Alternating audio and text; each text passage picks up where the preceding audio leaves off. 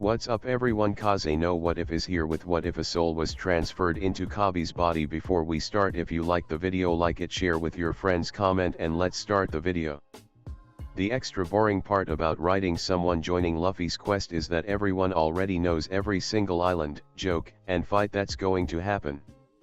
Not only that, but apparently all those who have tried, found it necessary to rewrite also the parts that didn't change at all, turning a relatively simple undertaking into something massive and impossible to do unless you're Komniak. Regardless, the characters support a story, and the interactions among them turn the events into something different than a sequence of plot points. Trying to write out my other One Piece fanfictions, I found myself often slamming against the wall, that is the need to prepare an entirely original adventure, and the need to lay massive foundations to build up to the more active arcs of the story that will come later on. So, all in all, this FIC is more predictable than my others, if only because the route to Sabayati is more or less ironclad. But that allows me to rush forward to the more interesting parts. There will be some overlap with the story we already know, of course, but I'll try to focus on having the MC new interactions with the people and plot to be the center of each chapter. Let me know what you think of it. Coby. The hammering headache was the very first thing that brought me back to consciousness, and immediately I was assaulted by senses that were putting together a picture that didn't quite make sense.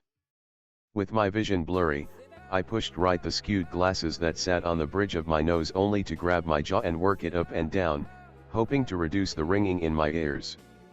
In the meantime, I realized that I was sprawled among wooden debris and fruit. I blinked repeatedly until my vision brought into focus a boy that was stuffing his face while laughing maniacally. I didn't die. Munch munch, how lucky. Hey, my voice sounded squeakier than I remembered it as, but it didn't matter at the moment. No, what grabbed the full scope of my focus was the dark-haired kid wearing a straw hat with a red ribbon around its base. Still, I had to ask, if only to make sure, who are you? The boy moved his arms in a sweeping motion that brought everything edible to his mouth, which ballooned out in a ridiculous manner before he swallowed everything. The whole move took less than a split second, and once he swallowed, he jumped to his feet, his fists closed on his hips and his smile shining wide. The gentle rolling of the room meant that we were on a ship, and the wooden surfaces, along with the single porthole, meant that we were in the hull, while the presence of crates and barrels meant that this was the storage section. The room wasn't exaggeratedly large, despite being cluttered by the crashed barrel under me. Still, it was of a respectable size. And when he smiled, I swore he filled the entire place. He didn't balloon out like I suspected he could do. Simply, a lit fireplace catches the eye, no matter where it is. And for a split second, he managed to command my attention in just the same way. I am Monkey D. Luffy, his smile, if possible, widened even further. I'm going to be Pirate King. Then everything bubbled out and died when he tilted his head and his brows furrowed minutely. What are you doing on the floor? Are you an idiot? In the corner of my eye, I spotted something outrageously pink, and moving my head, I confirmed that it was hair. My hair. The many possibilities that could describe the current situation crystallized into one, and I let out a full-bellied peal of laughter, just a bit tainted with disbelief. I was in Coby's body, I had to be, and from the look of things, I was just at the beginning of Luffy's adventure, on Alvida's ship. My first instinct, of course, was to lie and find a way to manipulate the boy with plot armor into accepting me on his crew. The world of One Piece, under the glamour, the color, and the laughter, was a law of the jungle-based nightmare. The option of becoming a marine, and supporting a system that thrived on slavery didn't even appear in my head. Remaining on my own sounded, of course, both like a waste and an unnecessary risk, while I had no idea if I felt like joining the Revolutionary Army. Of all the options, being on the going merry sounded the best one. If nothing else, it would buy me time to figure out what I actually wanted to do. Of course, along the way I'd try to exploit my meta-knowledge to the benefit of everyone. But do I have to go through the hassle? I knew that Luffy would drop me instantaneously if I bargained for my entrance on his crew with my meta-knowledge as a price. He didn't want anything to spoil his adventure. That's a good dream to have, and I actually believed it. Relying only on one's will to aim for the top in any field was possible. Only a world of fantasy like the one I was apparently in, but ambition here meant a lot. I knew that on this open sea, everything was possible, and to an electrical engineer stuck in a dead-end job like myself, being in a younger body on an adventure with Luffy himself, well, this was an opportunity like no other. I rose to my feet while I looked at the rubber man in front of me, and I assumed a similar stance. I am Coby. There was no sense in keeping my old name. I let out another peal of loud laughter. Everything was possible, if only I reached for it with enough grit and daring. I have more dreams than there are stars in the sky. I want to learn everything. In my previous life, something that I had no issue at all leaving behind, I had to redimension my ambition to the actual opportunities that I managed to scrounge up. From traveling all around the world as some champion martial artist as a child, to being a renowned researcher in the field of new energies once I realized that I'd have to actually have a real work to make a living, to aiming to a relatively safe retirement. I want to climb the tallest mountains and plunge into the deepest seas. I want to explore the whole world and to see what nobody ever saw before. Then I exhaled, focusing on the center of the whole One Piece absurdity. I want to research devil fruits, and learn everything that is there to learn about them, those things that apparently were alive, and only awaited to be awakened. I had lost interest in the manga right after Luffy's fight with Katakuri, as the entire saga had looked like it would never end. But those events are a lifetime away. It would be too stupid to simply ignore them, wouldn't it? While I talked, the boy wearing a straw hat regarded me seriously, and his eyes seemed to peer into me, his gaze almost a physical thing. So, Pirate King. I stepped forward, getting closer. You'll see the whole world, won't you? You'll sail until you reach the One Piece? Shish ishi. Luffy adjusted his straw hat while he laughed. Of course. Then I'll join your crew. I decided, I want to be the greatest researcher and explorer of the world, and your ship sounds like the place to be. MMMH. Luffy tilted his head to the side, considering what I had just said, and as he seemed undecided, I scrounged up among the random skills that might interest the incredibly childish boy that I'd consider following only to save my own skin. I can also do tattoos and magic tricks. I had learned while in college, but it was... What? Luffy's eyes bulged. Magic tricks. Join my crew. I simply gave him a thumbs up. Okay. Already, I was thinking about every possible thing that could kill me, and how I could turn them into advantages later on. First things first, Alvida ate a devil fruit that made her into a smooth woman, did she not? I didn't doubt that it could have useful applications. After all, paramecia were utterly unique in the way that they were limited only by the ingenuity of the user. Zoan fruits had the endless potential for evolution, and Logia could fall everywhere between the multi-use of Caesar's fruit and the less flexible ones of Akainu himself. Still, in the new world, I wouldn't be able to survive only with the power of a devil fruit, even in Luffy's crew. Besides, the idea of being the punching bag of virtually anyone that stumbled upon me really didn't appease me. Raising my eyes towards the wooden ceiling of the room I was in, I found myself grinning. Alvida was as basic as a pirate could go in the One Piece world. My hands tightened into fists, and I run up the stairs, closely followed by the man who had just become my captain. Chapter 2. Logetown, East Blue. The arms shop was a large room with appropriate racks against the walls and barrels filled with the more run-of-the-mill swords that the owner kept on the off chance that he'd be able to make a profit off some idiot that wouldn't recognize quality when it bit him on the nose. The steel of the weapons in the shop glinted against the natural sunlight that entered from the window panels that gave sight on the cobbled path outside, and the shopkeeper couldn't help but grimace.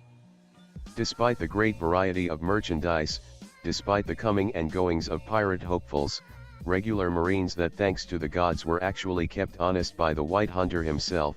There was just too much competition, and in the past year, the fame of Smoker had spread enough to keep many lawless guys away from Logetown. Which was a pity, as that kid of riffraff went through meaningless weapons like his wife went through his hard-earned money. Ipponmatsu was a short man with black hair that went to the sides of his head.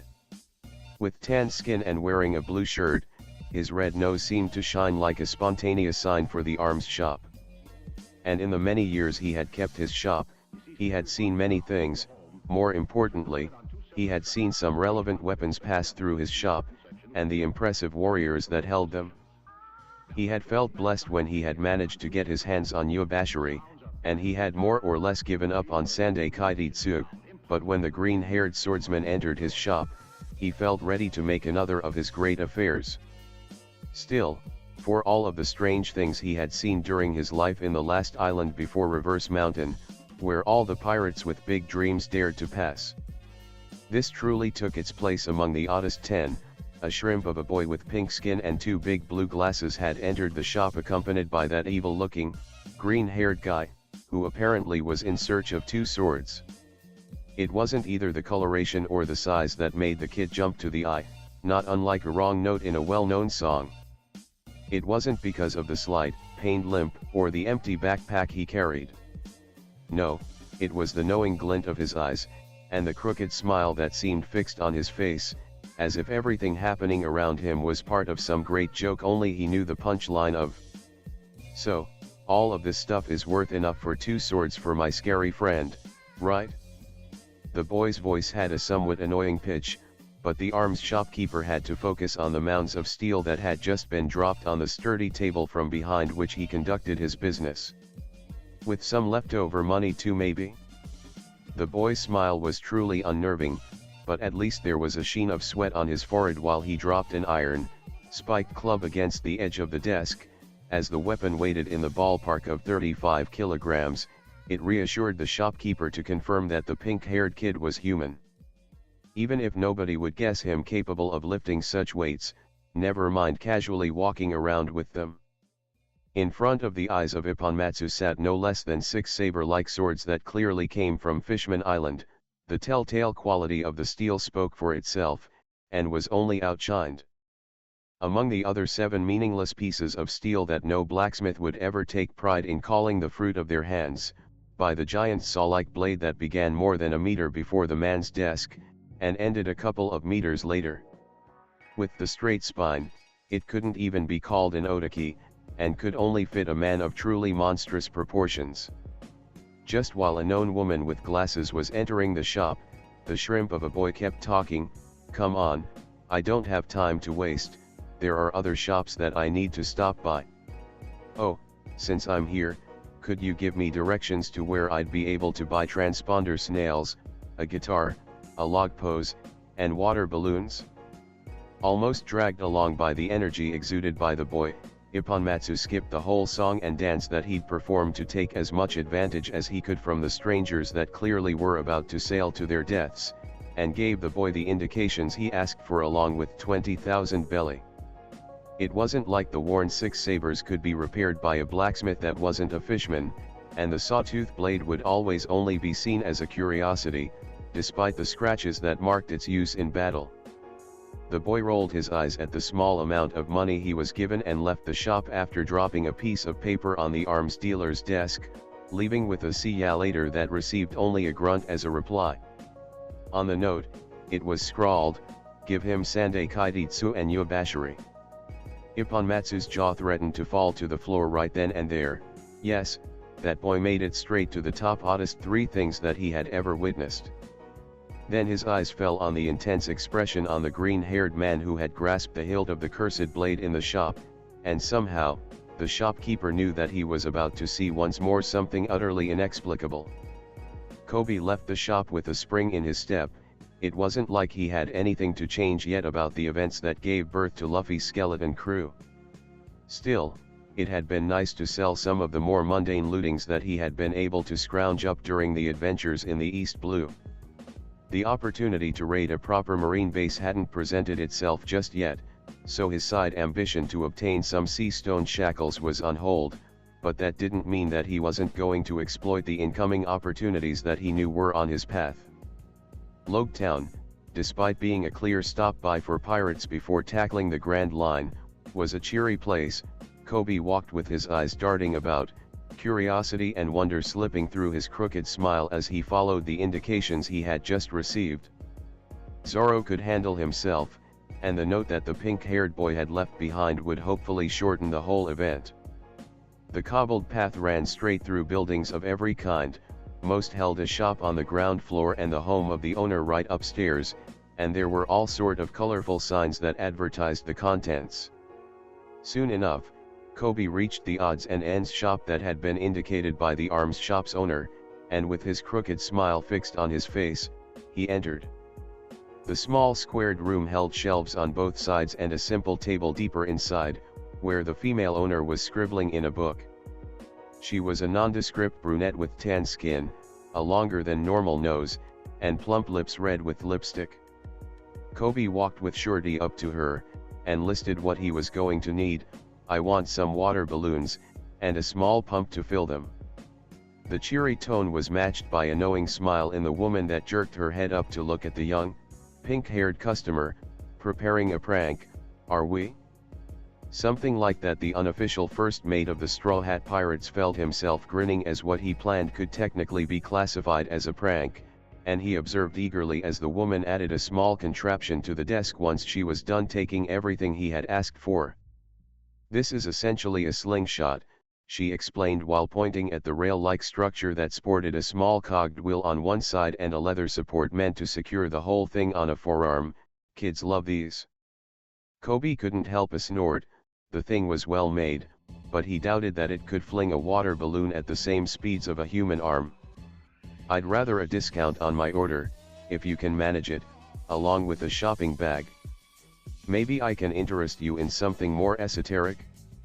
The woman was hardly put off by the boy's decisive manners, and in her shop, the few costumers weren't really the type to haggle. "I have a wide selection of games, from tabletop to things for more active kids." Unsurprisingly, the pink-haired kid actually took a look, his eyes stopping here and there while his hand trailed against the shelves. "A fake crystal ball, really? I assure you, it is a genuine article." The owner was quick to walk by his side. "All your friends will believe in your predictions." "This is clearly glass." The boy's smile only widened as he palmed the sphere, and his knowing eyes met the ones of the woman. "I'll take this and a package of cards treated to be waterproof along with that discount." That set the start for a brief haggling session that left both the owner and the customer satisfied enough, only for Coby to quickly run towards the closest part of the shoreline. Running, Coby reached the sandy beach typical of the islands on the East Blue that stretched on one side of the harbor, and with decisive movements, he dropped one end of the pump he had been given into the water, only to start filling out water balloons as if his life depended on it. And in a certain sense, it was exactly like that. Until that moment, he had hardly moved to take advantage of his meta-knowledge, besides some impulsive decisions that he couldn't see the effects of just yet. No, this would be different, and hopefully bring a meaningful advantage later down the line. Come on, come on. In a matter of minutes, he had filled a dozen of the water balloons from the jumbo package he had paid with the money he had managed to get out of the arms shop owner, and once he managed to place them in a gunny sack, he secured the pump once more to his diminutive backpack. Only to walk back into the city proper. It was time to dance. The sequence of events had taken place exactly as it would have without my presence on Luffy's crew. Zoro held a couple of high-quality blades along with his Wado, Sanji had recovered a giant blue fish, and Luffy had been struck by lightning a moment before being beheaded. All in all, when the moment came, I couldn't be more ready. With the fake crystal ball secured in my backpack to justify future meta-knowledge that might slip, a deck of cards that I could use now that I was running out of sleight-of-hand tricks that I was able to perform with a pebble to entertain Luffy, and grapefruit-sized balloons filled with seawater.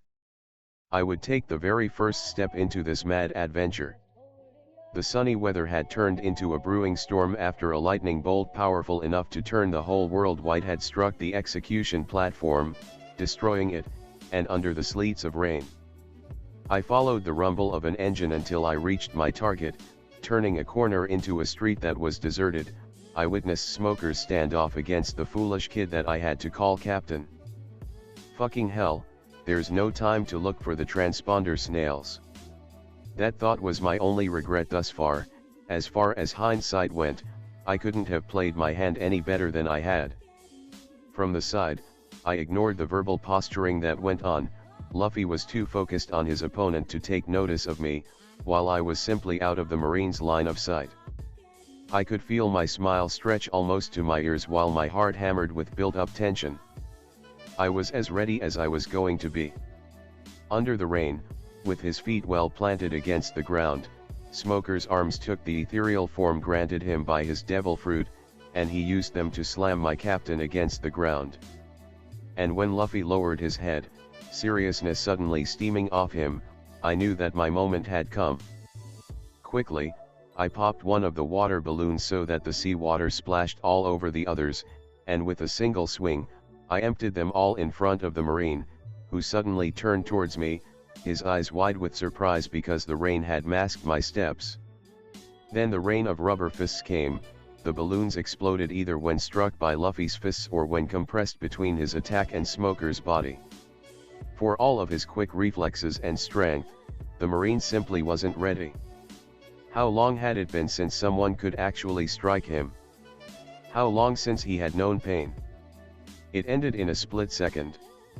In any case, with his body relaxed, secure in the superiority of his fruit, he was smashed into an insensate pulp by Luffy's attack, who swayed on his feet for a couple of seconds because of the seawater on his hands, only to jump back to full strength when the rain washed away his weakness. Coby. What did you do? Knowing who I was talking with, I simply ran towards the fallen Marine, unsheathing the sea stone capped jut from his back along with a cigar that I'd burn in his honor once I was back on the Mary. He had a mystery power, Luffy. My heart thundered so loud I fancied I could hear it, so I tricked him. Hey, can you carry this? I pointed to the three-wheeled motorcycle that Smoker used to get around. Besides the fact that Usopp would likely be able to tinker with it, it held the equivalent of saddlebags that I suspected contained potentially useful stuff. After all, if the Marine had a perfect record of stopping all the pirates that came through Loketown before heading towards the Grand Line, it made sense to think he carried sea stone shackles in a way that didn't impede him from using his powers when it was time to fight. The straw hat redirected the rain so that it created a small waterfall on the shoulder of my captain when he tilted his head and crossed his arms. Why? Because I like it but I can't lift it? I explained why I wasn't the one doing the moving, and then I added the real kicker, and aren't pirates meant to steal from Marines? Oh. A light bulb almost visibly went off in his head, and Luffy simply nodded while he casually heft onto one shoulder a machine that likely weighed up to 200 kilograms like it was a bundle of cotton, of course. Shish. And with that part done, we began to run towards the Mary. And even if I thought I spotted a green-cloaked figure standing under the front porch of a deserted shop, I didn't turn in that direction. I knew shit all of what Haki could actually do in the hands of Monkey D. Dragon, and I wasn't eager to see if he'd kill me on a whim because somehow he perceived that I wasn't who Coby was meant to be. With a movement too fast to be followed, Coby's heel smalled against the top of the barrel before Sanji's, and despite the first's lacking height, which made the whole thing rather uncomfortable, the kid's smile seemed to shine like the lighthouse that led the Going Merry towards the entrance of the Grand Line. To become the greatest explorer in the whole world. His promise rang out against the raging storm that was carrying forth their caravel, and the blonde cook couldn't help but smirk at hearing such a broad dream. He was a good kid. Feed him, and put it on my tab. The pink-haired twerp had laughed while indicating the starving Jin. You don't have a tab, one of his companions had replied dryly. Isn't the tab of each crew member the captain's? He's already indebted, the kid had grinned, and would you really let a man starve when you can put a stop to it? He hadn't hesitated in taking up one of Jin's tonfas when it was time to fight, and he had been dangerously reckless as he laughed his way through wounds of every kind. He had never wavered, and later on, he had often joined Sanji in the kitchen. "I know how to keep myself alive," he had said, "but we have a skeleton crew, and someone needs to be able to play second fiddle to every role. Besides, who doesn't like cooking for those they care about?" Sanji exchanged a glance with the kid before his expression turned dreamy, and he proudly stated, "To find the all blue." Sailing away from Logue Town, carried on the crest of the storm under Nami's guidance, Zoro wasn't sure what he was meant to be thinking about the shrimp-sized, pink-haired kid that was part of the crew. Luffy of course didn't hesitate, and placed his foot on the barrel, to become king of the pirates.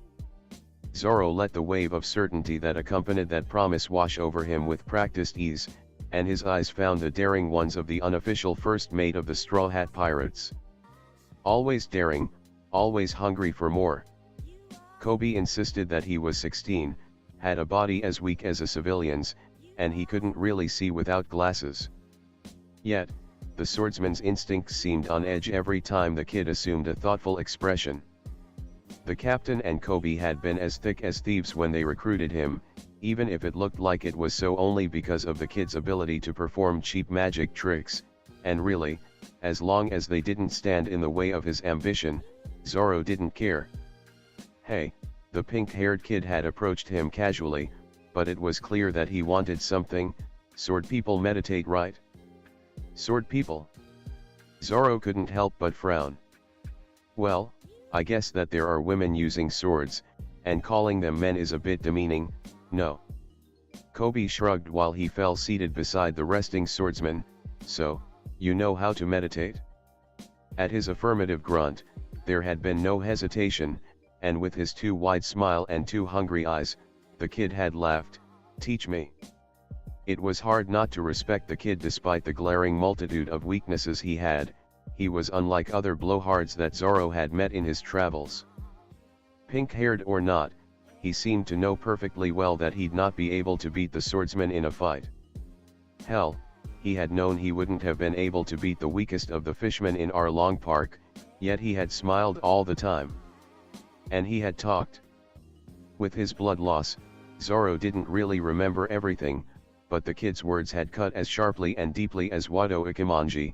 He had mentioned something about the sun, and every fishman had gone utterly ballistic, leaving glaring openings in their guards that had been exploited. Even beaten and bloodied, the kid had been smiling, showing enough teeth that he was just shy of a snarling, wet kitten. It was as if he was absolutely certain that he wasn't going to die. Zoro had met a zealot or two in his roaming of the East Blue, and he could recognize that particular brand of fearlessness. Yet something told the swordsman that his faith wasn't in either God, if he existed, nor Luffy. Still, as long as the pink-haired youth didn't stand in the way of his ambition, he didn't care. With a grunt, Zoro focused on the here and now and slammed his heel on the barrel that stood on the deck of the Going Merry, to be the greatest swordsman. Under the rain, Nami's orange hair flipped about only thanks to the insanely strong wind that was carrying them forward. And her brown eyes fell on the third tangerine tree present on the ship, the one that Coby had purchased with the express purpose of its fruits being used for the well-being of the crew. Usopp and I will figure out a way to build a small pergola capable of keeping up a few fruit-bearing plants. The pink-haired kid had smiled at her while she entered the tattoo parlor, a portable tattoo machine accompanying him with a selection of inks. And I'll buy one tangerine tree with my money. Fresh fruit can keep up the vitamins necessary to not let us die horribly in the open seas, don't you know? Besides, each devil fruit has a starting price of 100 million belly, and you never know when one may sprout. He was bandaged to hell and back, he limped horribly, and she knew that he had a bite mark by describing a half-moon around his thickly bandaged thigh. It was a miracle that the main blood vessels hadn't been cut, but with a hairline fracture on his femur. He was still hobbling around with only one crutch, and he seemed to luxuriate in the pain. It's only a flesh wound, Nami utterly carefree, high on painkillers and agony that no doubt still managed to assault him because of his wounds, he had looked far more similar to Luffy than ever before, and for the first time. She had noticed how he could be the unofficial first mate of the Straw Hat Pirates, if it doesn't kill me. He hadn't stared down the opponents he met along the other pirates, he had merely laughed in their faces, but whatever he had told to the Arlong pirates had been enough to make Hachin cry and drop his weapons, while sending the others into a frenzy. Still, she smiled at the promises made by the other members of the crew she had found herself a part of, and made her own vow, to draw a map of the world. Usopp was the last to approach the barrel, which stood on the deck of the Going Merry not unlike an altar, and across the heavy rain, with that almost violent wind carrying the ship forward and that made him stumble, his attention drafted to Coby, whose expectant eyes were inviting him in the same way an abyss invited the curious to the plunge. 1, 2, 3, Django. It was almost predictable that Luffy would fall prey of it, but what Usopp hadn't expected, was to see a pink, blurring streak rocket towards the enemy, and shatter against the hypnotist himself. Raining fists faster than Usopp could spin tall tales while Luffy whacked the entire world with the figurehead of the Kuro pirate's ship. That was some cool magic. Coby returned to himself with his fists bloodied and the broken face of Django beneath destroyed sunglasses. So, Jackson ripoff, teach me how you did that. Later on, he had more or less cornered Usopp. You're a clever one, aren't you? You must be, to build your projectiles so. The sniper had smiled faintly at the unassuming kid that had proven himself capable of insane amounts of reckless violence. When it was time to put his money where his mouth was, he never pulled back. Coby had been beaten much more than Usopp, but that had only seemed to galvanize him further. Instead of building the tools, have you considered building the tools to build the tools? It had taken a bit of tinkering, but the pink-haired boy had matched Usopp's cleverness with his own, and now he could prepare 6 extra spicy, extra hot projectiles in the time it took to take a deep breath, thanks to the small machine they had been able to put together. And with the departure from Logue Town, Coby had deposited a jut in his hammock, while Luffy had casually dumped that odd 3-wheeled vehicle that the pink-haired crew member had promised they'd study together. The Going Merry is a ship meant for the East Blue. We need to figure out how to keep her hale and whole against the harsh waves and storms of the Grand Line. I reckon she'd love to carry us all the way, no. Usopp was the last one to place his boot-clad foot on the barrel, and he gulped nervously. Surrounded by such great ambitions, amidst a storm, his dream seemed almost insignificant, but he spoke it still. Pushing away his hesitation along with the memories of the odd Coby, he vowed, to become a brave warrior of the sea. Luffy's voice then drowned out the storm surrounding them. Let's go to the Grand Line. And with a single voice, the Straw Hat Pirates answered, Aye. I've hinted at it during this chapter, but more or less nothing has changed during the East Blue arc. Until now, that is, I used the section right before the Reverse Mountain to write out a series of scenes from the perspectives of the various crew members, sans Luffy. Mostly because he's not someone prone to reflection, that underline the few differences and establish the point of contact, so to speak, between RSI Coby and the others. I tend to be expansive in my explanations and explorations, but as I've declared before, this FIC is really meant for those with a working knowledge of canon One Piece, so that I can skip the unreasonably boring and useless rewriting of pieces we already know everything of. Mostly, I'm interested in opinions about how I skipped the entirety of East Blue without skimping out on underlining the few changing moments. With this, the introduction phase is done, and I can focus on the build-up necessary to split from canon later on. Let me know if you've enjoyed the small action section.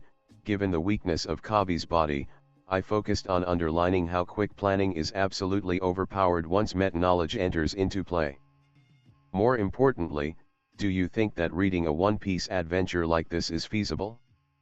Until Water 7, it is going to be more or less like canon, and we're talking about another 6 or 7 chapters like this one to reach the divergence point that will turn this FIC into something original. Let me know what you think. Chapter 3 Little Garden, Grand Line. Only wearing some shorts, I slowly performed a sequence of punches while keeping my balance on the bulwark of the Going Merry. Tightening my hold on the small rope net that turned a couple of cannonballs into the equivalent of dumbbells, I twisted my wrists, forcing them to accept the increased tension from the added weight, and I bobbed backward a bit. My feet finding an easy purchase on the wood as I repeated my sequence of movements. Land ho! Usopp's voice rang over the deck, and given that Nami didn't holler her orders, I realized that I had a rare opportunity. In my previous life, I had never been a great martial artist or some genius of fighting. Frankly, violence did never touch me directly. Sure, as a kid I had taken a box course, and a basic, judo one, but I was no Mr. Miyagi. Still, I was banking everything on the nature of the world I was in. Constant effort and life-threatening fights were what was necessary to become truly strong, and the more risks I took since my first fights in the East Blue, the more I grew. I had still the oddly oval face of the original Coby, but with the harsh training regime that was Zoro-inspired, and food regulated by Sanji, my body was changing. And not only because I was in the middle of the growth spurt that turned the meaningless background character of the manga in a fully fledged secondary one. I took a deep breath, and then began a quick sequence of jabs, the dumbbell cannonballs in my hands throwing off my balance something fierce. I could almost feel it. My core muscles were burning at a constant simmer, while my shoulders were howling in pain, and I could feel my fingers twitch occasionally while I pushed through the pain. Technically, there were a lot of parts in a human body where a single strike would prove itself lethal or at the very least crippling: liver, eyes, throat, but in this world a technique meant very little unless you were in a swordsman's duel. No, what mattered was the sheer, dumb will to keep going forward. And the only way I knew to train willpower was to keep pushing. In every situation, the only thing I allowed myself to do was to push my limits. There were crates to move. I'd do it at record time. Sanji allowed me to help in the kitchen while he taught me on the side. I did so with the utmost focus I was capable of, even knowing that I'd never be able to compete in that field with our blonde cook. With Usopp, it was almost a competition, who'd be able to figure out the cleverest trick, the most complex piece of machinery. Since our departure from Logetown, our focus had been split between growing his arsenal, and dismantling Smoker's motorbike to see what made it tick. Finishing my set of repetitions, I jumped off the bulwark, my legs absorbing the impact so smoothly that there was almost no sound when my bare feet impacted the wood, and walked towards the whole main mast of the Going Merry. Securing my training weights to a bit of rope that had been put there exactly for that purpose. Leaning my hand against the smooth wood, I felt myself grinning. How's it going, Mary? It was hard not to care about the fate of the home capable of carrying us through thick and thin, and seeing the lack of many of the glaring repairs that had been needed in canon, I couldn't help but smile. Stopping Luffy from ripping the mast off the ship had sent me flying, literally, but it spared our caravel some grief. The world appeared to me like some sort of a meaningless blur, as I had taken off my glasses during training, but I was familiar with everything on the Merry to associate the splashes of color with their respective objects. Besides, that too was a form of training, and maybe it helped me unlock observation haki thanks to the unholy cloud of sheer bullshittery that constantly surrounded Luffy. Unwinding maybe 30 meters of rope, I secured a noose around the mast and grabbed up a harpoon from the stack of weapons that we kept on the ship, mostly because that was what pirates did, rather than an actual need for those. Oi, Zoro. I kicked the sleeping swordsman in the thigh while I began securing the rope around my torso in a way that let me free to move. Want to go fishing, a sea king? Off to the side, Vivi's expression was impossible to describe with mere words, but I didn't really care for it. She wasn't an actual member of the crew, Alabasta was far off still, and besides enjoying the occasional eye candy. Her constantly worried mood coupled with her shrill voice only managed to annoy me. Our entrance in the Grand Line had followed the path that I already knew it would. Mary's left bulwark was kept together by wooden planks and nails, as I had managed to make the caravel turn before her figurehead could break at the neck when we impacted against Laboon. Luffy had gone ballistic and we ended up eaten, only to meet with Crocus. Whiskey Peak had been fun enough, even if I had been out of the count for the battle against Mr. Five and Valentine. While I had kept my wits enough to fight the mooks of the Baroque works, there were just so many that I had been overwhelmed. And I now sported several smaller scars that matched the bite, like one that described a half moon on my left thigh. At least I managed to get the ship filled with everything useful before sailing off.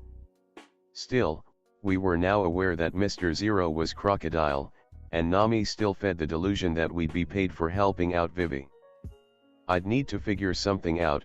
I didn't like the princess on the basis that she was a princess, and the whole logic of sending the only heir undercover really didn't make sense, while I kind of remembered that there had been a moment in which Luffy pointed out that people in wars tended to die. Oda had chosen the route of deepening the friendship among the Nefertari and the Straw Hats. The obvious, underlining point was that while a pirate had the freedom of only enjoying the finer aspects of life, a ruler's job was to find the balls needed to pick the least bad option when none of the options were good.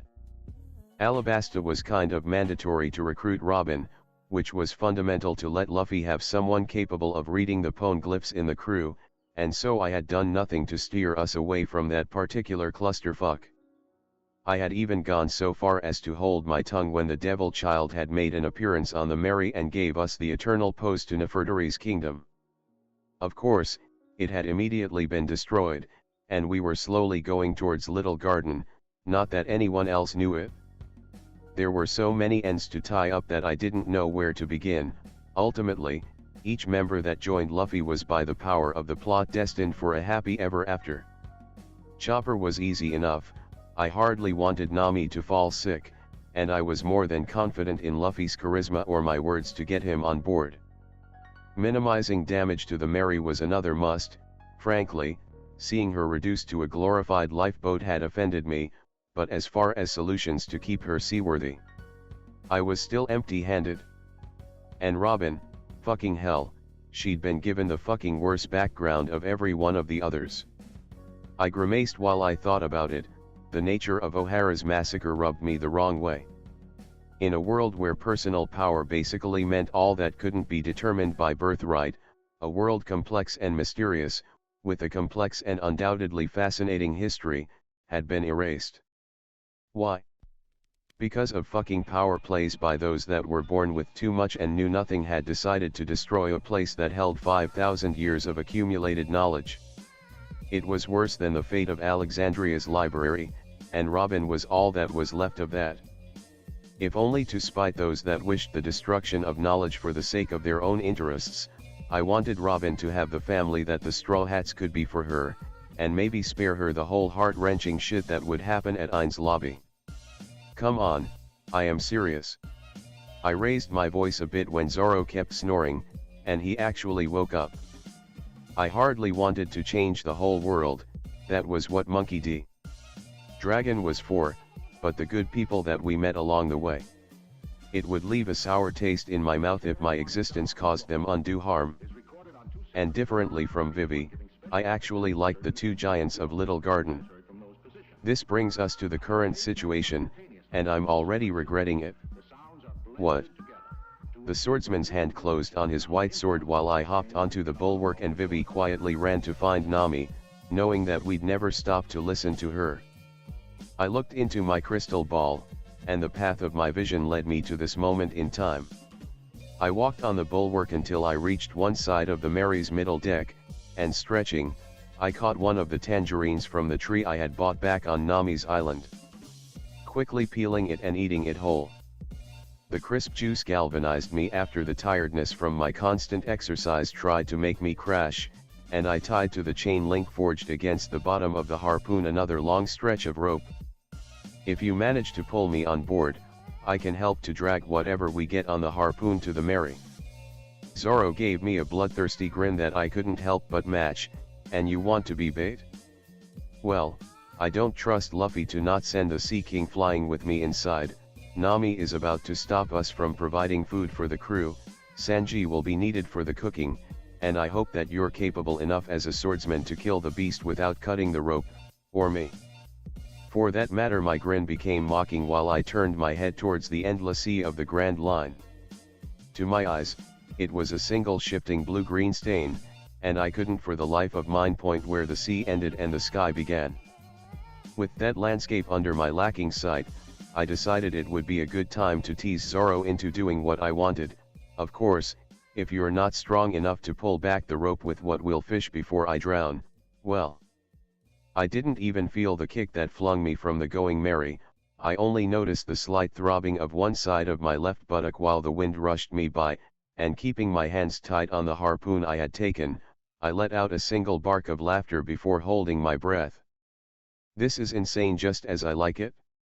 Of course, only when I crashed among the waves I realized that the water was fucking icy despite the warm weather above the waves. Grand Line. I let out my breath in a silent scream while I swam back to the surface in time for the rope to tense up and begin dragging me behind the Going Merry. Figures. Still, I managed to breathe, one hand held the rope, the other the harpoon, and while I fancied I could hear Nami's shouts accompanied by the dull echo of her fists impacting on his skull, I tried to focus. With my muscles cramping up because of both the cold and the sudden thermal shock, I forced myself to move. Tendons opposed my will while even my bones screamed in protest. I smiled at the pain, and pushed through. Just when my legs began to move, following the imperative that ruled the world of One Piece, the waters opened under me, and the world went dark while I heard the too deep rumble that could only belong to an enormous creature of the sea. Dragged by the sudden current, the only thing I could do was to hold on and twist about, swinging wildly with my chosen weapon until I felt the fleshy resistance of the creature under my weapon and the coarse surface of what I suspected was a vast stretch of its tongue under me. Holding my breath, I let go of the rope secured around my chest and, once I was sure, I plunged the harpoon as hard as I could. The thick length of iron managed to pierce the flesh, and what I could confirm was a tongue rolled beneath me, slamming against a wall of opening teeth, which let in enough light for my eyes to see. Still holding my breath, I refrained from swimming immediately to the surface, and instead stuck the harpoon between the towers that were its teeth. As it closed its mouth in a rage, the creature only managed to embed the pointed side of the weapon in its upper gums, leaving me temporarily trapped between what passed for lips and a closed wall of teeth if only for a moment. My arms and knees were deeply scratched as I was pushed again against its closed teeth, only for the creature to spit me out when the pain of the harpoon registered. I was spun without control for several times before I spotted one of my bubbles climbing downward after it left my mouth, which made me realize that I was upside down. As my blood rushed through my veins and charged with adrenaline, I kicked and swam until I reached the surface, the rope that still tied me to the Merry helping a lot along the way. I was being dragged powerfully through the water while the waves immediately around me became choppy and angry, declaring the impending rise of the monster that had tried to devour me. Before I could truly realize what was going on, I was being dragged on board of the Going Merry, and while my teeth began to chatter and my ears ring because of the adrenaline rush, I couldn't help but laugh. The ship buckled almost violently, and my ears picked up on Luffy's cheery declaration that he was going to knock out our dinner. Our cannons fired for maybe the first time, and while Usopp spouted his nonsense about being the greatest sniper ever, Vivi draped a towel over me that I immediately discarded as I jumped to my feet. My glasses. Dumbfounded, her blurry shape handed something over, and I quickly turned the world around me from splotches of colors into a well-defined painting. In front of the Merry there was the green-covered, volcano-equipped little garden, while behind us, I could only laugh. Mostly because I was still alive. The truly massive creature was a snake-like in appearance with a feather-like pattern to its green, iridescent scales. The horse-like mouth however was filled with straight teeth that by miracle only hadn't already cut the rope securing the harpoon stuck into its gums to our ship. With the increasingly shortening distance between us, I walked to Zoro's place and started to pull on the rope, freeing him to get started on flying slashes that traveled towards his prey. All the while, Nami was crying in anguish at our foolishness while Sanji failed to keep up her spirits, mostly because he was thoughtfully planning how to prepare such a massive amount of food in a manner that didn't offend his impossibly high standards. He didn't know yet that I planned to have a couple of guests for dinner. Luffy's eager laughter and cries of meat covered up the trashing of the Sea King and the thunk Vivi made when she fainted on the deck. My muscles burned like never before, the skin of my forearms and knees was scraped bare, and the only thing I wished for was to keep going. The mere effort should have killed me twice over. The tropical-like breeze that was now coming from the island helped some, but my body only wished for rest. Of course, I denied it. There was too much to do for me to rest just yet, so I kept pulling, shrinking the distance between us and the Sea King in a negligible manner, while I observed the deep indentations caused by Luffy's attacks, the cracked scales caused by the cannonballs, and the gouges that kept opening on its hide thanks to Zoro. Still, my heart was beating like a hammer, and I wanted to laugh. I can't believe I actually survived that. Nefertari Vivi had seen a lot of things in her life. Her schooling had been deep and broad, and what she had decided to do in order to protect her country had opened her eyes even more. Finding herself relying on pirates was merely the last in a long list of surprises, but this last one topped them all. Vivi had fainted when it appeared clear that Coby wasn't going to be pulled to safety before his ill-conceived hope manifested itself. Pirate hunter Zoro seemed only happy at the risk of one of his crewmates falling into the maw of an immense beast, and while the navigator had tried to order the men to desist, with the weather calm and the next island in sight, the captain himself had vetoed that, his excitement too great to be denied, and the idea of the pink-haired insane kid acting as a bait too funny and interesting for him to dismiss Coby's effort.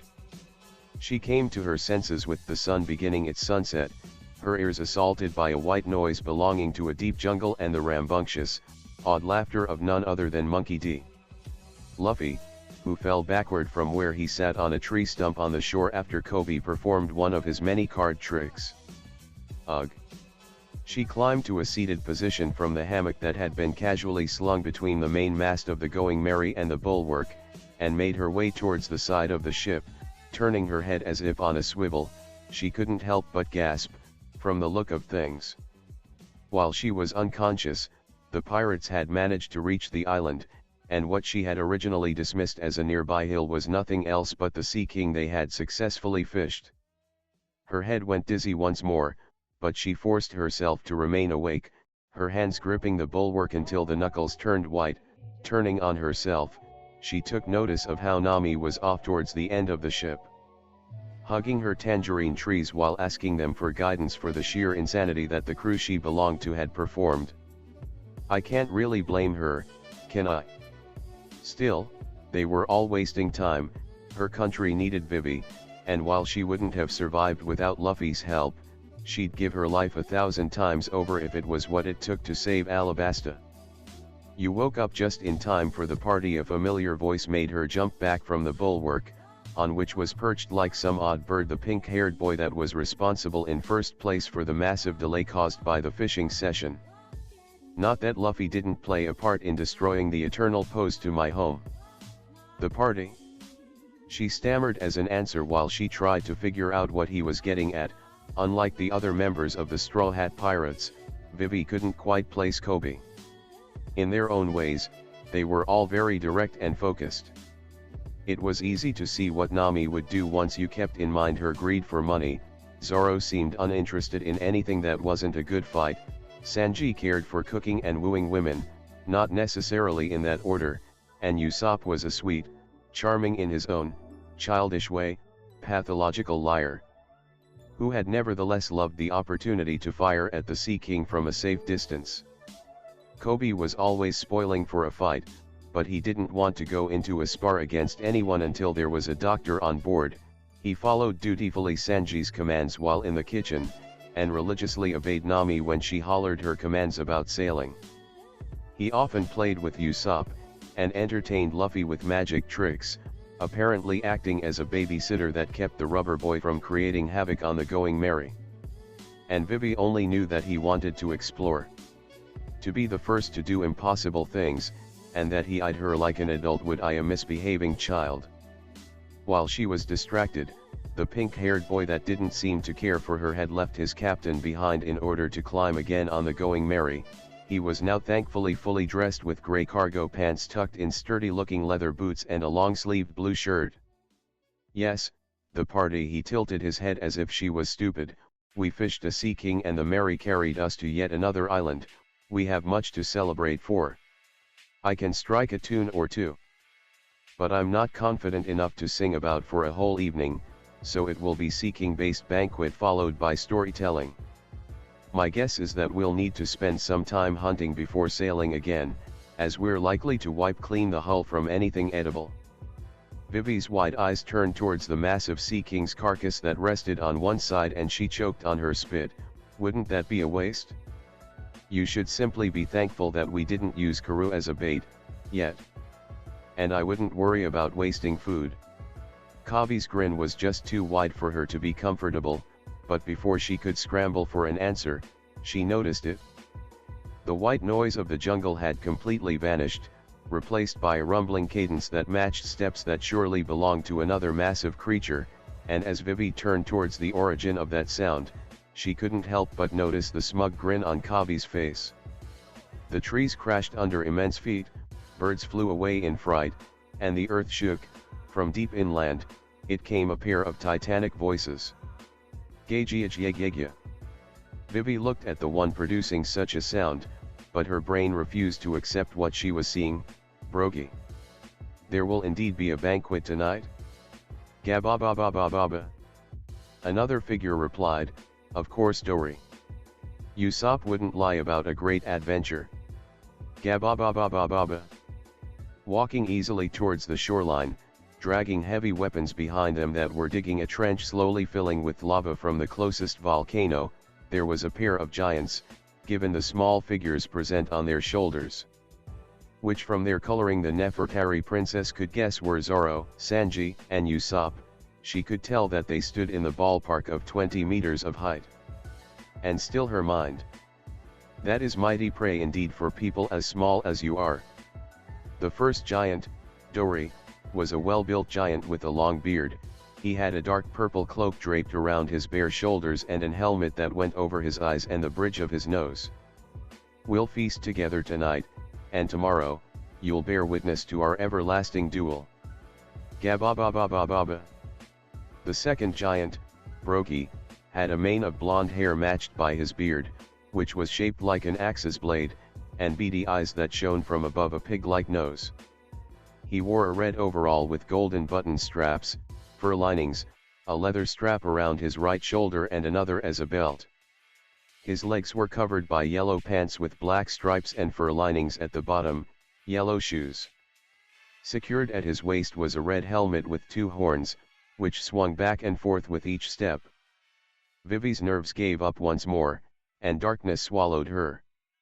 Unsurprisingly, everything is easier when you have two giants helping with the grunt work. Under Sanji's direction, they had carved a path for the lava in one of the secondary volcanoes to the shore, which now constantly let up a column of steam as the incandescent material met the water. And with Zoro's dedication to prove any slight to his skill wrong, precise cuts of flesh had been cut from the Sea King. I kept Luffy entertained while he was on meat defending duty, which was the only task appealing enough to his sensibilities that he'd restrain himself from wildly looking for an adventure on Little Garden. Surely enough, there was a pile of tigers, dinosaurs, and whatnot off to the side before I heard the approaching giants and decided to force Nami into enjoying the moment. To see her despair because of something insane I had given life to was amusing, but as the sunset began, she had started to bring down my mood too. Chatting with the princess long enough for her to faint again was hilarious, but knowing Sanji, I had grabbed her before she could smack her head on the floor and placed her safely in the women's cabin. Which, given that Vivi wasn't part of the crew, was Nami's room more than anything else. Dory and Brogy were as loud and boisterous as the manga depicted them as, Usopp fell in love with their tale, Zoro nodded in understanding, and Sanji was a bit too exhausted to really care. The giants had reached us at the sunset, their help had been invaluable to have enough heat to cook the massive amounts of food we had, as, despite my challenging words, our resident swordsman couldn't cut a kilometers-long trench capable of creating a river made of lava. We had eaten, we had sung off tune, and we had exchanged tales. The giants had brought barrels of their own ale to wash down the food we provided, and everyone, sans Vivi, had fun.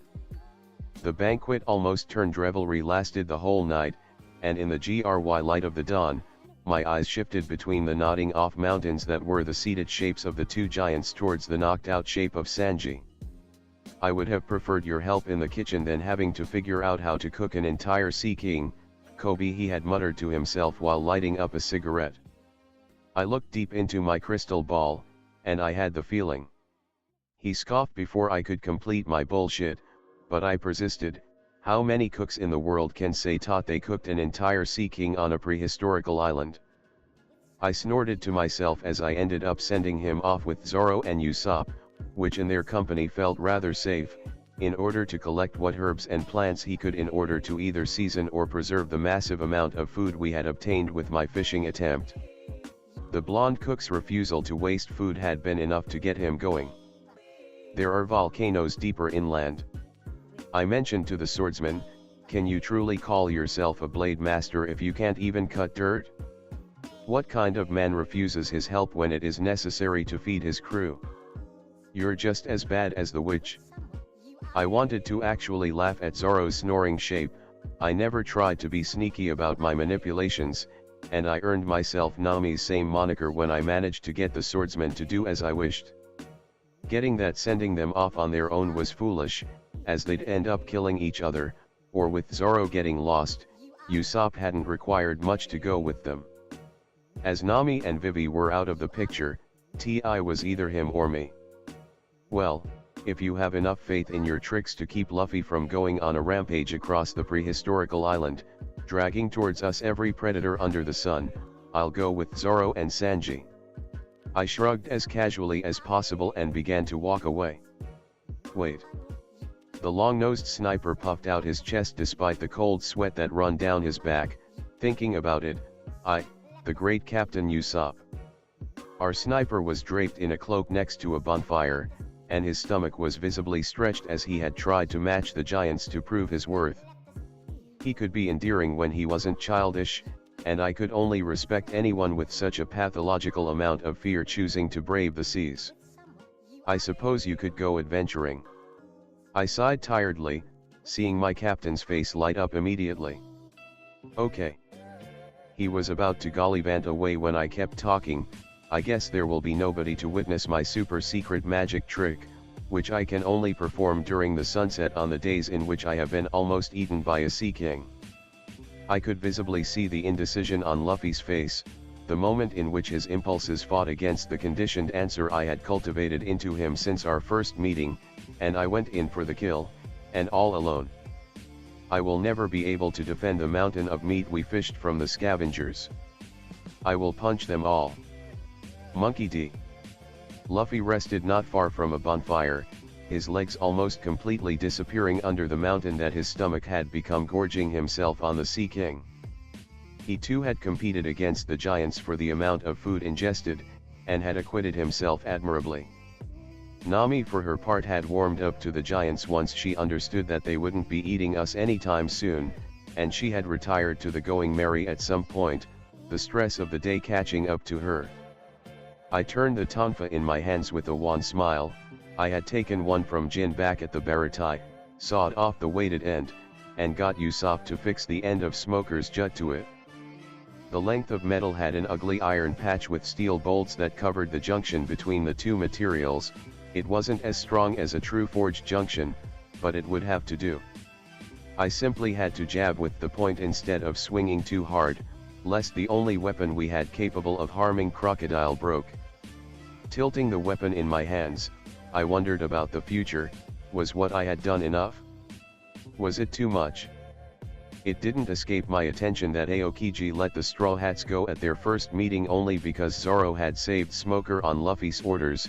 There wasn't enough time for us to become strong enough to deal with an admiral, and even if I stumbled upon the devil fruit to end all devil fruits, I'd never learn to use its power fast enough to counteract a man of his experience. No, I had to engineer a situation in which Smoker owed the Straw Hats his life, or change completely our route, but on the Grand Line, that wasn't as easy as one would have thought, and I still didn't know what to do about the going merry. Fuck, there is always another problem, isn't there? With a tired sigh, I stretched backwards until my back popped, took a deep breath, took off my glasses, and rose from my slumped position against a cleaned up vertebrae of the Sea King I acted as a bait for. Only to walk towards the forest and securing the tonfa in a small harness I added to a belt on the small of my back. I was halfway done pissing when something rustled from behind my back, and I simply reacted. After all, I was expecting them. My free hand grabbed my weapon and I sidestepped, slashed with my sea prism stone-tipped tonfa extended with all the violence I was capable of, as luck wanted it.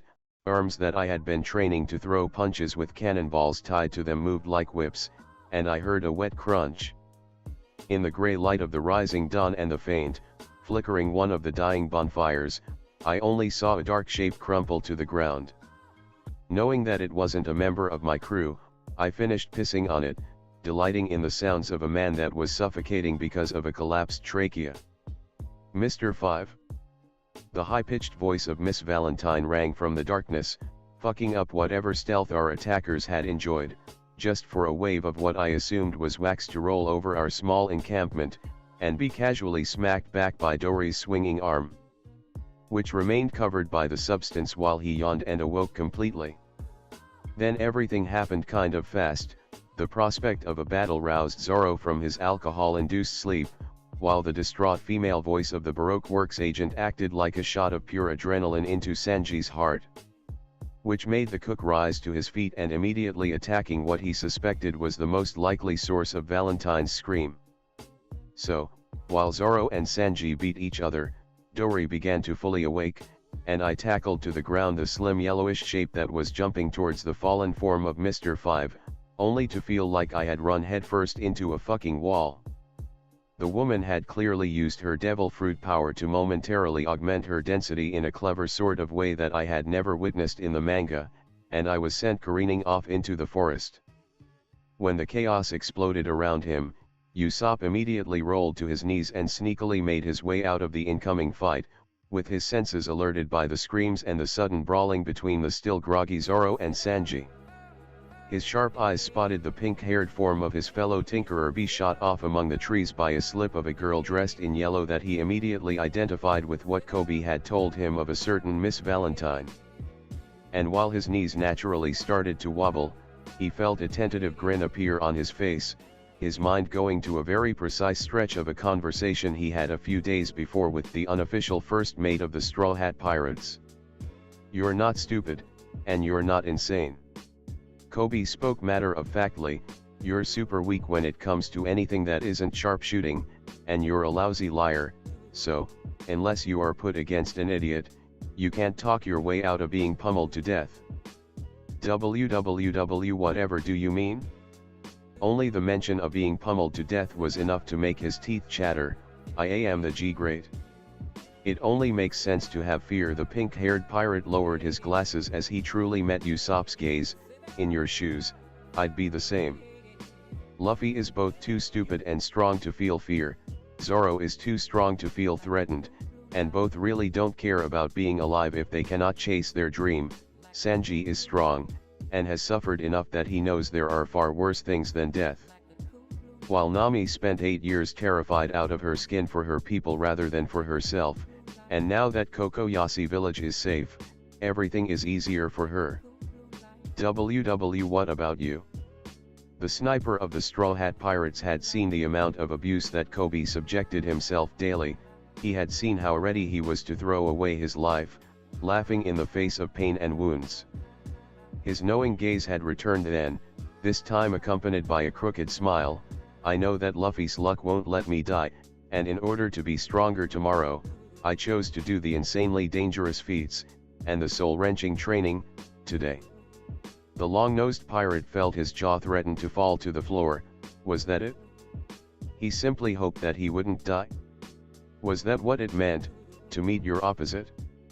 Was Coby the embodiment of optimism, just how Usopp was the quintessence of negativity? In any case, I have a working plan to help you, if you're interested. The bespectacled kid raised an eyebrow, almost tauntingly. In time, it'd help you become stronger. What? Was he truly going to deliver the answer for Usopp to reach his dream? Of course I'm interested, please tell me. Coby's hands closed around the narrow shoulders of the other pirate, and his eyes carried a serious weight behind them as he spoke. Use your fears. What?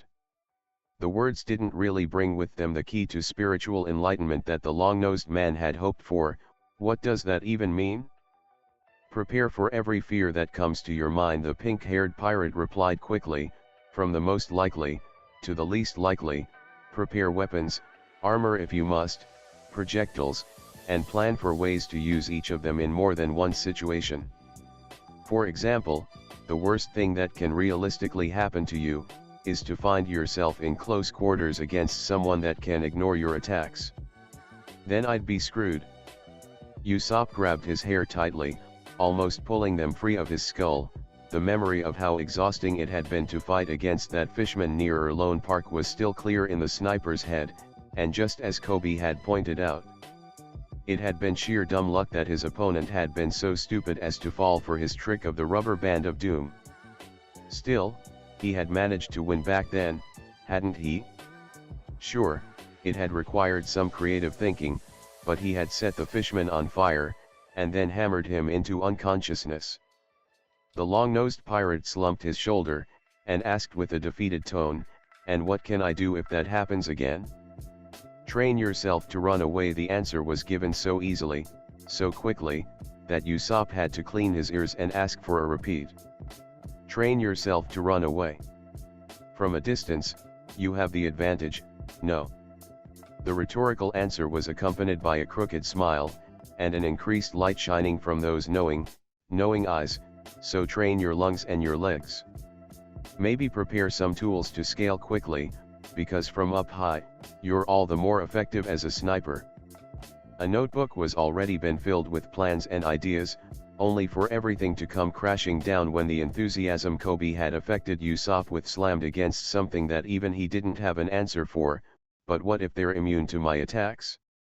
Leading them to one of the crew capable of fighting is an option, but you could get them killed if they were already busy facing someone that requires their full power. Just like that, an option was given and discarded, only to be replaced by another, instead. You could tire the enemy out by keeping at a distance, and slowing them down with attacks that affect their surroundings. Like spiked caltrops. Usopp was familiar with the tactic. Had he not used some of that against the Kuro pirates? Or demolishing buildings in a strategical manner? Coby shrugged. You've got better eyes than mine, it's up to you to see where to strike and how. I can only give ideas. For example, you could also find out a way to hide effectively, some kind of camouflage. It's something that is better to ready before it's needed in battle, but it's up to you to figure out for what kind of environment you'd be preparing for. Or if you can change the surrounding environment to match a disguise you already have. Those were all fantastic ideas, and Usopp wanted to kick himself for not realizing those points earlier. He looked at Coby with eyes full of awe and his heart filled with determination. Are you actually a genius? The pink-haired boy let out a full belly laugh at that question, immediately shooting it down. Nah, it's just the way I think. Preparation prevents piss-poor performance and all of that jazz. Usopp gave him a long, searching look at that words. After all, the only tool that Coby had somewhat tinkered to have on his own person was the modified tonfa that had taken the sniper days to figure out. And as an answer to that searching gaze, the pink-haired pirate had limited himself to smiling, refusing to elaborate on the obvious choice of not using tools to fight. But just like the waves of even the meanest blue, Usopp's worry and fears rose once more, eclipsing his newfound bravery. But what about sea kings, or superstorms? What if someone curses me with black magic? Prepare and act on those things you can affect, or will be able to affect. Coby smiled wanly as he tilted his head. This is adulthood in a nugget, I think. The rest? The rest? Leave it to fate. And trust that in the heat of the moment, you'll be able to think of something new standing on the shoulders of the solutions you already have ready. The pink-haired pirate left the cabin waving his hand. You did defeat a fishman on your own already, no. It's merely a matter of widening your arsenal. Usopp felt his face stretch into a mockery of a smile as he looked around from behind the safety of a fallen trunk that had been previously used as a bench for the pirates. And his hand plunged into the depths of his growing bag of tricks in order to fish out the sea stone prism monocles that he had found with Coby on the saddles of Smoker's three-wheeled motorbike. In a flurry of movement, he could perform only thanks to his deft fingers. The monocles were open and added to a thin strip of rope that was balled up, ready to explode on impact. His heart hammered in his chest as if it wanted to flee from the ribcage, but Usopp forced himself to act. After all, he was prepared for it, wasn't he? Devil fruit users weren't really uncommon on the Grand Line, as the after-party on Whiskey Peak had proven. He was ready. He took a deep breath, and then rose from his position, slingshot ready, and flung, as if he had done it 1,000 times before. Coby was just staggering out of the woodwork while the giants began to wonder what to do about the strange candle man that had tried to cover them in wax. Zoro and Sanji fight was slowing down as the cook realized that the pink-haired pirate was to blame for the woman's cry. But everything faded to the background. Usopp's eyes were focused on his quickly crafted projectile despite the lacking light of a dawn that hadn't decided yet to fully appear. His heart still just before his attack struck, the sea stone monocles slammed just over the kidney of the woman with the strength of a well-placed punch, and the thin rope exploded in a mockery of a net that secured the devil fruit user contingency number 1 to the sniper's target. With a pained, breathless grunt, the girl fell, her power silenced by the sea prism stone, and her body bound by an attack that had been meant exactly for that. In a few seconds, he had won. And not because of Coby's intervention either. Usopp had been the one to plan, he had been the one to prepare, and he had been the one to execute the whole thing. With his wavering smile turning from the grimace it actually was into a full-fledged grin, he stood tall and landed a foot on the fallen trunk. That's right. I won. The great Usopp. Then Sanji kicked him in the face for daring to harm a lady, and everything went black. And yeah, I'm jumping here and there, aren't I? The only way for me to not become stuck is to use meaningful interaction scenes with the single members of the crew while offhand mentioning some of the stuff that happened in the meantime. Laboon and Whiskey Peak are utterly worthless once you know the key details, and so I cut them off. I hope I managed to repurpose Little Garden in a concise manner that didn't destroy the wonder of the two giants, while massively underlining the first changes offered by Coby's presence. This chapter is a bit of a mixed bag. I placed a shred of training accompanying Coby's plans and self-reflection about his goals and hopes, which I hope managed to give him some personality, along with an act that only someone as mad as him could perform. Fear isn't really a thing when you know the kind of batshit insane luck that surrounds Luffy, while I consciously held back on shaping a meaningful, soul-defining conversation between the MC and any other character. I will place one in the next chapter, which contains the first true divergence point from canon, while it will hopefully drag us all the way to Alabasta. Still, I'd like to know if you're interested in the story when told like this. With the next chapter, I'll try to make you readers also invested in the characters, rather than merely curious about the sequence of events. The fight after the banquet is kind of underwhelming, I know. The only way I could think of to not have serious injuries among the crew was to take Mr. 5 out early, because a literal explosion man is by definition fucking invincible unless there's Luffy's luck around to intervene. Which is what went on here. Having fights happen in first person in One Piece is kind of hard, most loady because there is very little to describe while keeping the manga style. It always comes down to a slugfest, to who is stronger and has the greater will, or to a complete beatdown. Given the small impact that this fight has on the characters, as with two giants perfectly healthy, there was no way to have Mr. 3 do anything meaningful, so we don't get to see Zoro's insane and cool "I'll cut off my legs, I opted to rush through it. Forgive me? Is Coby banking too hard on the fact that members of Luffy's crew don't die? Is it too Deadpoolish thanks to his knowledge that it's all a manga? Let me know what you think, as I am well in time to adjust the style before we begin with the original story. I hope you guys enjoyed the video. If you liked it, subscribe to my channel for more fan fictions like this, and goodbye.